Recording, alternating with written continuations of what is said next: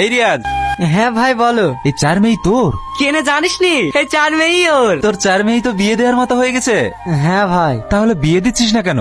বিয়ে দেবে কি করে, ও বাড়িতে বিয়ে বা কি করবে, আর ও তো নিজেই তো মোটে খেতে পায় না। মানুষ পারেও বটে, এদিকে শুবার জায়গা নাই, আবার পরপর 4 মেয়েলি বসে আছে। দেখ ভাই, এসব নিয়ে তোদেরকে ভাবতে হবে না। উপরবেলা আমাকে যেমন 4 মেয়ে দিয়েছে, তাদের ভাবনা সেই ভাবছি। ঠিক আছে ভাই, তোরা থাক, আমি আসছি।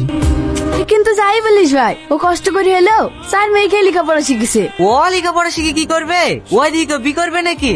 কি গো ভাই, এত খেটি খেটি মরবা নাকি?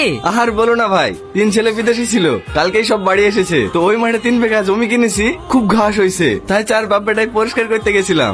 তাহলে খুব ভালোই আছো। হ্যাঁ ভাই, আল্লাহ খুব ভালোই রেখেছে। 3 ছেলে এখন মোটা টাকা ইনকাম করছে, বছর বছর জমি কিনছি।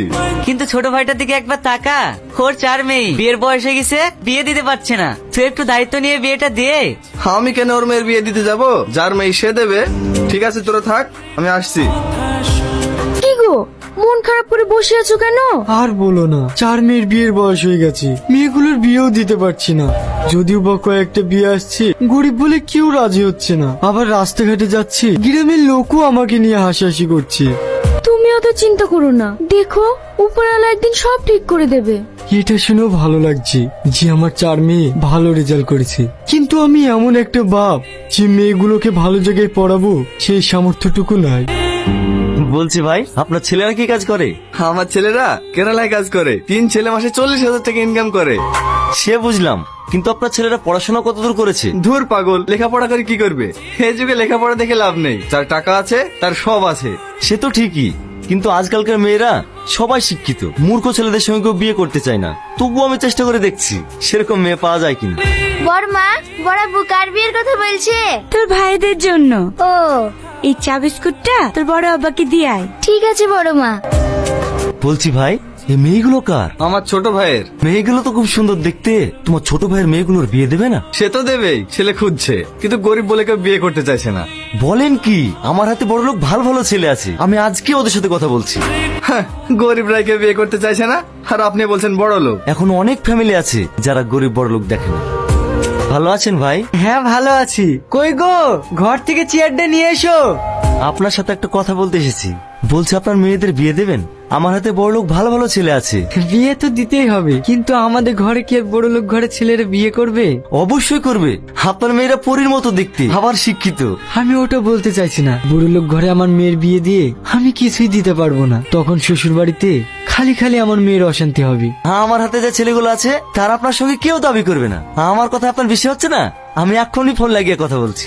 হ্যালো চাচা, বলছি আপনার ছেলের জন্য খুব সুন্দর একটা মেয়ে পেয়েছি, কিন্তু আপনারা বড় লোক বলে মেয়ের বাবা বিয়ের জন্য রাজি হচ্ছে না। এরা ভীষণ গরিব, বিয়েতে কিছু দিতে পারবে না বলে ভয় পাচ্ছে। তুমি মেয়ের বাবাকে বলো আমার কিচ্ছু লাগবে না, শুধু মেয়েটুকু পেলেই হবে।